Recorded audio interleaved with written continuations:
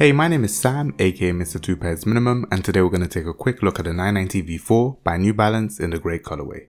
It comes in a grey made in USA box. Inside the box comes your shoes wrapped in grey, New Balance branded white paper. No extra accessories come with this pair, but we're not here for the box, so let's get right into the shoes. Originally released in 2016, 4 years after the 990 V3, with a minimal take to its predecessor, like the removal of the white lining on the end logo that sits on its mid panel.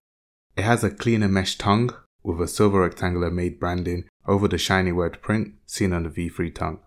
The 990 V4 features a slightly less dimpled but similar end cap sole, this time ditching the carbon fiber midfoot stability plate for a plastic insert plus a defined diamond tread on its outsole's forefoot.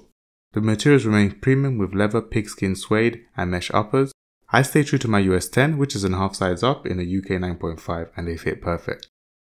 Overall, it's a very clean dad shoe style pair, especially in the OG grey colour blocking. A solid offering from the 990 series, but I have to admit, the V2 and V3 are much more interesting designs. Cause check out my other reviews on these models, shameless plug. As usual, purchase links will be in the YouTube description.